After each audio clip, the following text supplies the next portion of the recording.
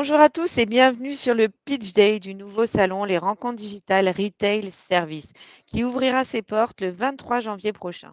Ce salon est exclusivement dédié à la mise en relation entre prestataires et franchiseurs décideurs du retail.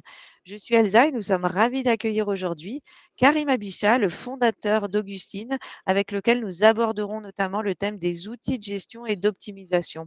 Bonjour et merci beaucoup Karim d'avoir accepté notre invitation.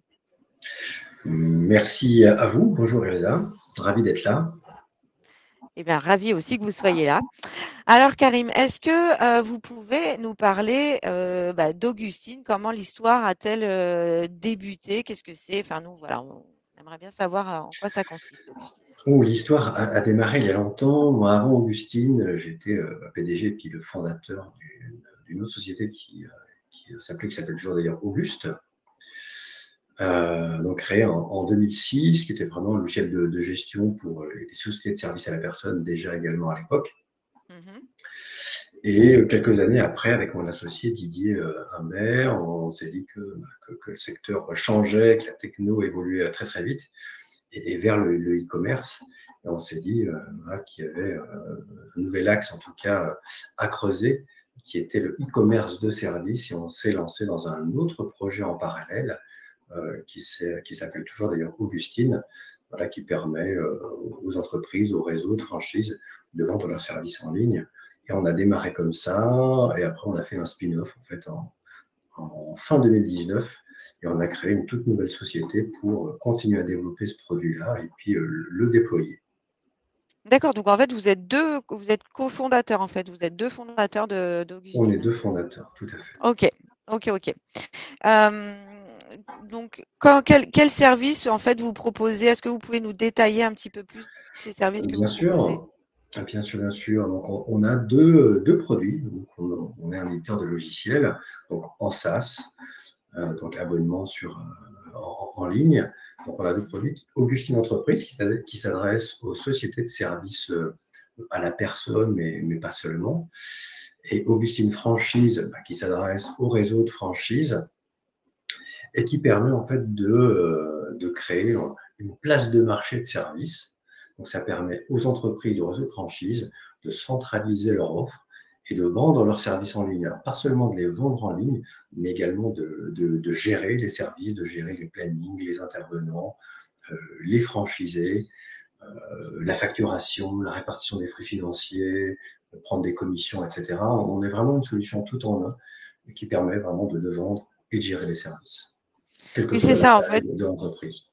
Oui, en fait, il y a deux volets, en fait. Il y a un volet qui est plus à destination des clients, donc qui vont permettre aux clients de savoir quels services sont proposés, éventuellement de commander des services auprès Exactement. de et la partie donc tout ce qui est gestion, pour de l'autre côté de la barrière, en fait, ceux qui gèrent ceux qui proposent les services et du coup, de gérer tout ça de façon, beaucoup plus optimale, j'imagine.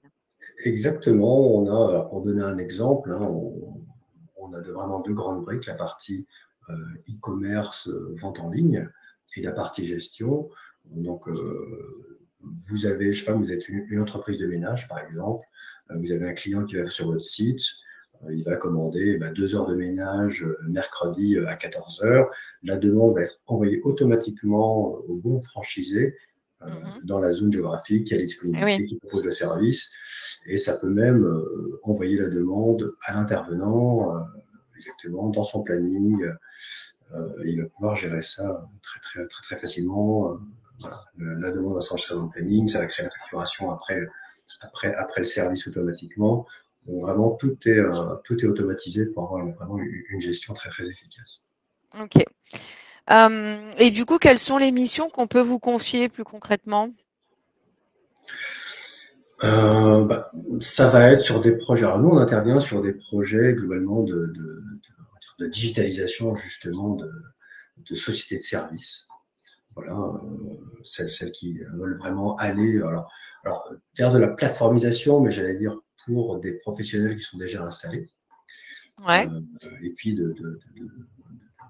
placer leur offre vraiment sur internet, en ligne, et en même temps fluidifier tous les process, automatiser les process de gestion, et cetera. Donc on va vraiment intervenir sur, voilà, des entreprises qui veulent vraiment travailler différemment, optimiser leurs process, et en même temps, se mettre un petit peu en compétition avec les grandes plateformes qui arrivent, alors ceux qui, on va dire, entre guillemets, qui valorisent l'activité de service. Mais là, on est capable d'arriver avec un même niveau de technologie, voire supérieur, euh, mais à destination des entreprises qui sont déjà des acteurs historiques du secteur. Alors justement, à quel type d'entreprise vous adressez-vous? Quel type d'entreprise vous accompagnez? Alors, une large gamme d'entreprises qui opèrent dans les services. Alors, Oui, ça va super. être, voilà. Alors, nous, on est vraiment spécialisé dans les services, on n'est pas trop dans la vente de produits, vraiment dans les Ouais, services. ouais. Et c'est ce qu'il y a de nouveau aujourd'hui, et on pense que c'est ce qui va se développer le plus aujourd'hui et demain. Donc les sociétés de services à la personne, évidemment, avec toute la gamme de services qu'on peut y trouver, ménage, jardinage, garde d'enfants, etc. On a des process différents en fonction du type de service que les entreprises vont proposer, et également des services proposés à des professionnels. Ça peut être du nettoyage professionnel, du Airbnb, des coachs professionnels, etc. Tous les services qu'on peut vendre en ligne, en fait, qui soient proposés au domicile du client, en visioconférence, par téléphone ou dans un endroit particulier. Voilà, ça peut être de la coiffure. Voilà, on peut vendre vraiment énormément de types de services différents. D'accord. Et du coup, pour les réseaux, bon, moi, je vois un peu, mais est-ce que vous pouvez nous dire, enfin, en tout cas, nous détailler en quoi ça peut être intéressant justement de faire appel à vous? Bah, ce qui va être intéressant souvent dans la problématique de réseau, c'est que quand un client vous appelle, alors quand c'est la tête de réseau qui va gérer ça, bon, bah, on reçoit les demandes et puis bah, manuellement, ou à la main, etc., bah, le formulaire il va être redirigé. C'est-à-dire qu'il faut ressaisir le client, contacter le Eh client, oui, planifier un rendez-vous, etc. Donc, c'est un process qui peut prendre plusieurs heures, voire plusieurs jours pour planifier un service, alors que là, ça va être instantané. ouais, Je c'est suis un génial. client, je veux un service demain à 14 heures, je peux savoir immédiatement qu'il y a une disponibilité demain à 14 heures, voire même qui va venir faire l'intervention chez moi. Donc, on a une réponse qui est vraiment instantanée et on gagne un temps, j'allais dire, phénoménal en termes d'organisation et de gestion du réseau de franchise. On n'a pas besoin de s'embêter à savoir qui fait quoi et à qui je vais envoyer la demande. Encore une fois, on évite les ressaisies, la facturation va être automatique. On va saisir le moyen de paiement, on va arrêter les paiements par chèque parce que encore beaucoup se font payer comme ça. Donc on va optimiser aussi les flux de trésor parce que bah, on peut imaginer des cycles de facturation quasiment quotidiens si on veut.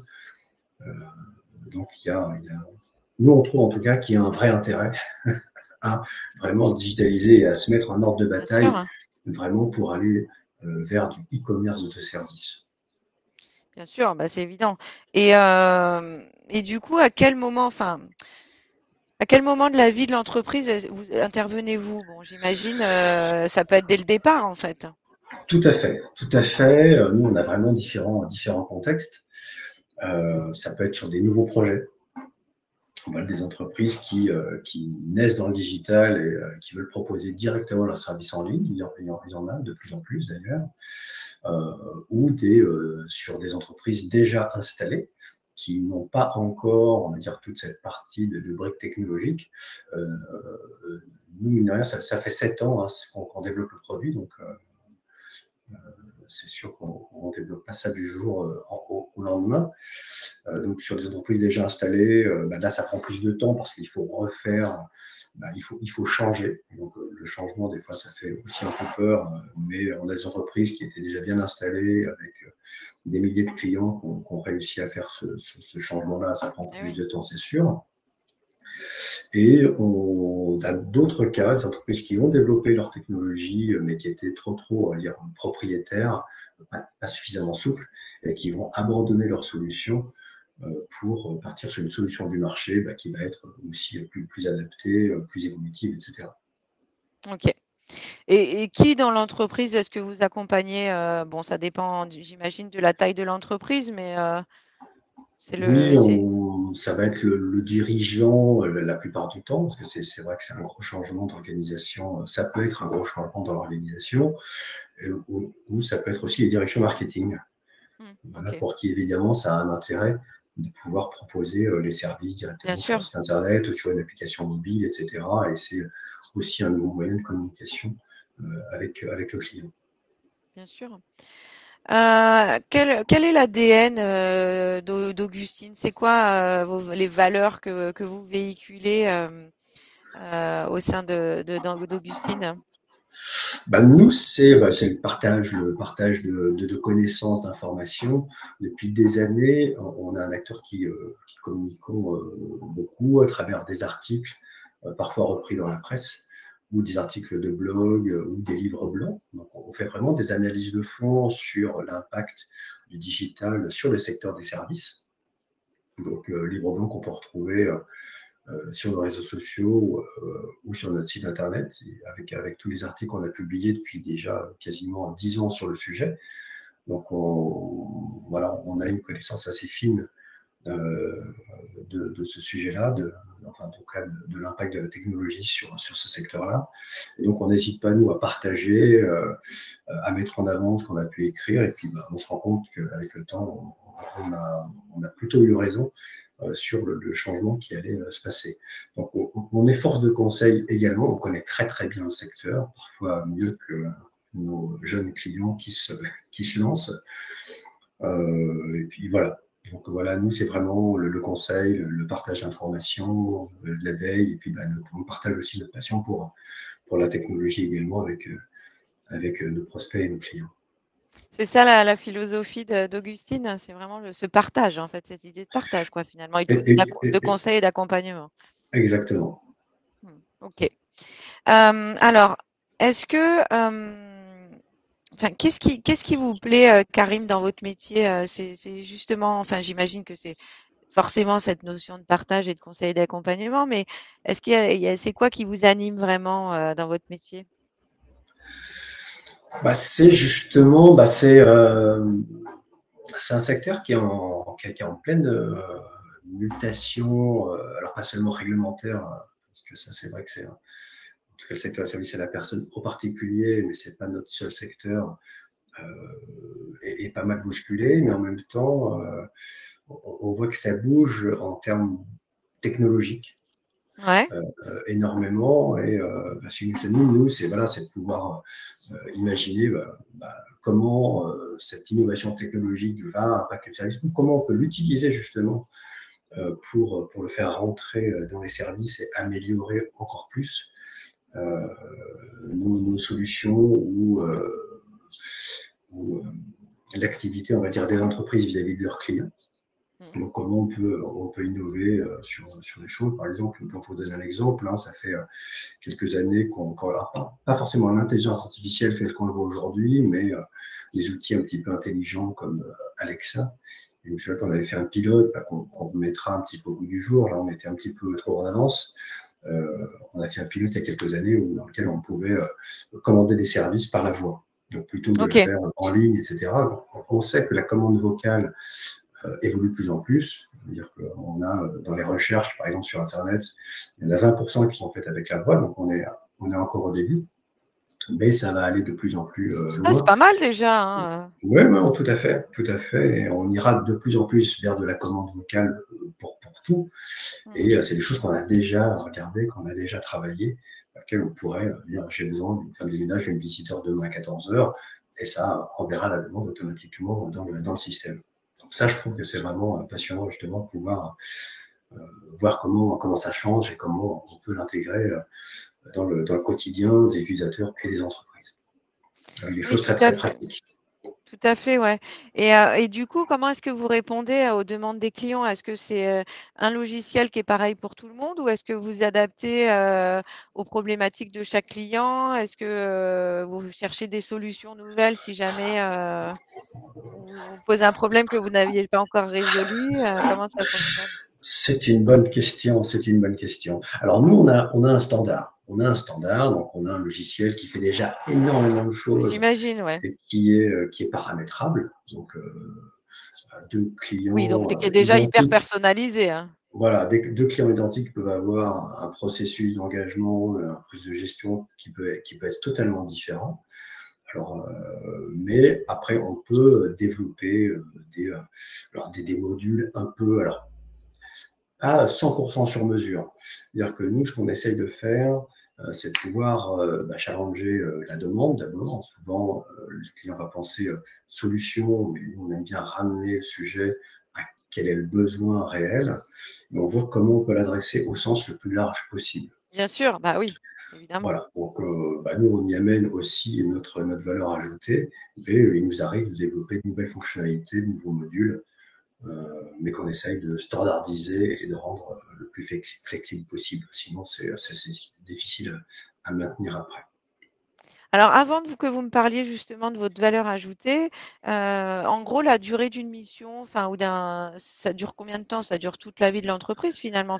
C'est même plus une mission d'ailleurs, Ah oui, oui, c'est un abonnement? c'est ça, on est dans le quotidien de l'entreprise. OK. Donc nous, on est toujours présent pour accompagner le client, et on évolue et on grandit avec nos clients. Oui, voilà, c'est ça. Alors, du coup, on en vient, justement au petit plus, qui va vous distinguer des autres. Alors pourquoi faire appel à Augustine, déjà? Ah, bah, sur ces sujets-là, je pense qu'on est, même si ça peut paraître très, très franco-français de se mettre en avant, mais je pense qu'on est les plus en avance sur le sujet. OK. Parce que de manière intellectuelle, on y travaille depuis 10 ans sur ce sujet-là, en réalité. Alors, techniquement, on y travaille depuis 7 ans, et on aime bien se challenger aussi techniquement également. Donc, on a eu quelques reconnaissances sur lesquelles on est allé, ou d'autres qu'on a reçues sans les demander. Mais en tout cas, au niveau européen, on a eu quelques reconnaissances, et en France également. Bravo, hein? On connaît, bien merci, merci, on connaît très très bien le sujet, euh, les problématiques du service, etc. On est un expert métier en même temps. Donc, Ouais. on n'est pas juste un éditeur de logiciels, on est un vrai expert métier, on connaît le secteur par cœur. Ça fait 20 ans, moi personnellement, que je suis dans le secteur des services. Donc, on a aussi cette forte valeur ajoutée là. Et puis, voilà, techniquement, je pense qu'on est la solution la plus en avance sur le sujet du e-commerce de service. OK, donc c'est ça votre force, votre valeur ajoutée, le petit truc qui va faire la différence par rapport à vos concurrents? Tout à fait. Tout à fait. Vous avez des concurrents qui sont très, très généralistes dans le e-commerce de service, avec des plateformes sur lesquelles on peut tout faire, mais c'est comme dans tous les sujets où on peut tout faire, finalement, à la fin, on est bon On dans fait pas rien. grand-chose. Voilà, c'est compliqué parce que c'est jamais totalement adapté. Nous, on a choisi notre niche, ce sont les services, et une gamme particulière de services. Par exemple, si vous voulez faire une compagnie de taxi, c'est pas nous. C'est pas Oui, notre oui, oui. logiciel, on saura pas faire OK. ça. Par contre, ce qu'on fait nous, on le fait extrêmement bien et de manière très, très pointue. Et d'ailleurs, enfin rien à voir, mais pourquoi, ça s'appelle Augustine? Enfin Auguste, puis Augustine, avec un O? Alors, alors pourquoi ça s'appelle, alors, au début, donc la solution, que j'avais créée, donc il y a presque 20 ans, donc Auguste, en fait, on cherchait un nom un peu de majordome, en fait, de quelqu'un au service OK.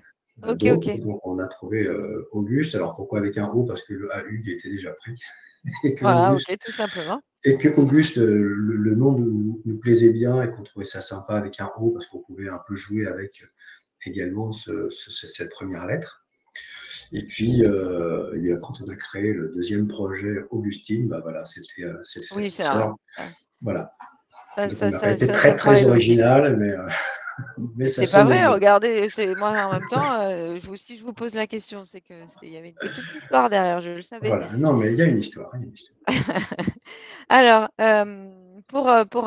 terminer, est-ce que enfin, quel conseil vous donneriez-vous, aux entreprises avant de se lancer dans la recherche d'un prestataire, de service? Alors, moi, le premier conseil que je donnerais, c'est vraiment euh, de mettre au clair son besoin. Mmh. Alors, on a quelques entreprises, souvent des grandes entreprises importantes, qui nous envoient un cahier des charges. Cahier des charges, c'est déjà une étape trop loin en fait, parce qu'on est Ouais. déjà dans l'imagination de la solution. Or, il faut déjà commencer par une expression de besoin, dire quel est le besoin initial, à quoi on essaye de répondre, plutôt que dire bah, j'aimerais que ça fasse ça, j'aimerais que ça fasse ça. Non, il faut vraiment dire ok, voici mes problématiques, comment je peux y répondre, parce qu'il y a plein de façons d'y répondre, et souvent on imagine des solutions qui ne sont pas forcément les bonnes. Donc c'est Et vraiment de oui, de clarifier et d'exprimer clairement le besoin dans un premier temps, et ensuite passer à l'étape, effectivement, bah, cahier des charges, où on va rentrer vraiment dans le détail fonctionnel, etc. Ça, c'est un premier conseil, mais c'est vrai que souvent, quand on nous aborde, on nous envoie un cahier des charges. Or, c'est bien trop tôt, en fait, mmh. pour parler de cahier des charges. Le deuxième conseil que je donnerais, c'est vraiment d'identifier les personnes qui sont capables de rentrer dans le projet, et qui vont être, je veux dire, pas d'un suffisamment bon niveau technique, mais voilà, Mais il faut quelqu'un qui connaît les process de l'entreprise, qui est à l'aise avec le logiciel également, encore une fois, sans être un expert technique, il n'y a pas besoin d'être un oui, bien expert sûr. technique pour venir, Oui, parce que mais voilà, j'imagine que le pardon, excusez-moi Karim, mais que l'utilisation, elle est assez, facile quoi, finalement. Elle est assez, oui, oui, oui, c'est assez intuitif. Nous, on a intuitif. beaucoup travaillé avec bah, des designers de services justement pour créer les écrans et faire en sorte que ce soit facile à utiliser. Donc c'est Mais quand même. relativement intuitif, mais il faut quand même être à l'aise quand même avec le logiciel. Voilà, c'est quelqu'un qui connaît très très bien l'entreprise, Aussi, ouais. euh, pour que bah, justement on puisse mettre en œuvre les bons process qui vont bien correspondre au fonctionnement interne et qui est capable également d'induire le changement dans l'entreprise. Euh, Ouais, Parce qu'on ne peut pas, souvent on imagine un logiciel et on va faire au logiciel ce qu'on faisait manuellement. Or non, il faut essayer d'utiliser la technique, au contraire, pour changer et modifier ses process, les rendre plus fluides, gagner du temps, etc. Ça ne sert à rien de refaire, de demander au logiciel de refaire ce qu'on faisait manuellement. Ça n'a aucun bien intérêt. sûr. Il Bah, faut non. vraiment en profiter pour changer les pratiques. Donc forcément, il faut une personne dans l'entreprise qui est capable d'impulser ce changement-là.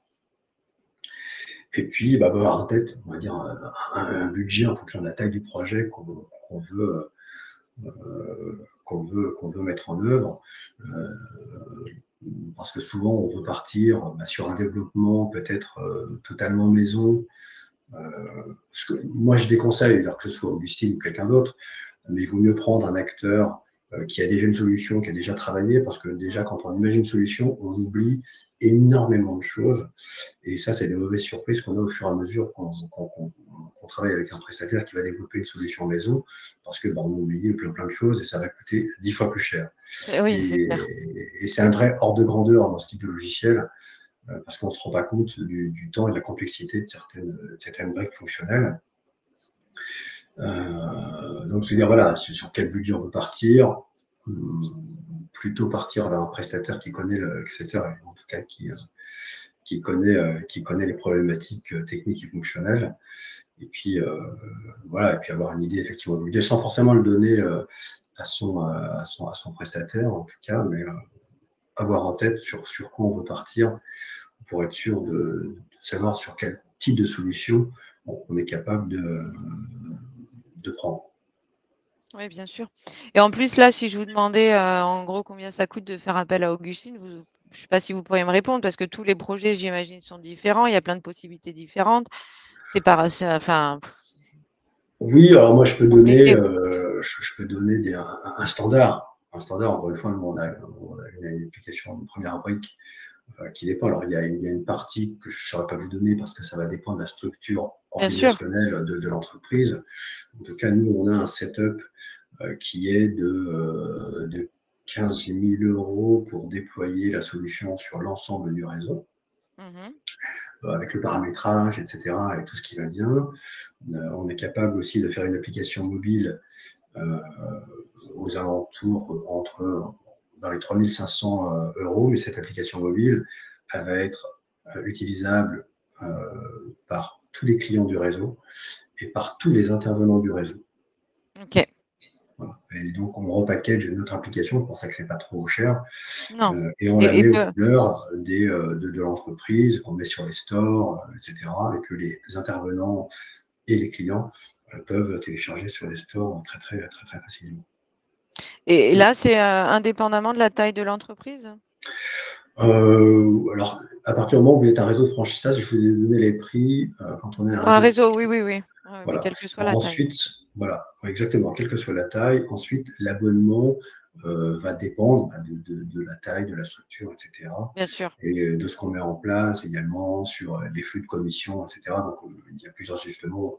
On a 2 modèles qui permettent d'avoir des prix assez compétitifs sur les abonnements. OK, parfait, Karim. Bah, écoutez, c'est très clair. Je peux vous laisser le mot de la fin si vous voulez conclure? Pas une Voilà. obligation, hein. Non, non, bah, juste qu'on serait ravis de pouvoir effectivement avancer sur le projet. Nous, on reste disponible, que le projet soit concret ou que ce soit une simple discussion. Donc, nous, on est toujours ouverts, on aime, voilà, encore une fois, l'échange. Donc, Eh oui. voilà, si c'est juste une curiosité de savoir un peu comment ça marche, ce qu'on est capable de faire, il n'y a pas d'obligation. On sera ravis d'échanger sur tous les projets potentiels voilà, de cette année ou de l'année suivante. Pas de souci. Bon. Bah, écoutez, Karim, merci beaucoup, pour tous ces éléments qui ont été, j'en Merci suis à vous, sûre, Elsa. je vous en prie, très intéressants et instructifs pour les décideurs des réseaux. N'hésitez pas à vous rendre sur le stand d'Augustine pour retrouver toutes ces informations et bien d'autres encore, ou à prendre directement contact avec Karim comme il vous l'a si gentiment proposé et son équipe si vous avez des questions, ou des projets pour Augustine. Merci beaucoup, Karim. Merci, à très bientôt.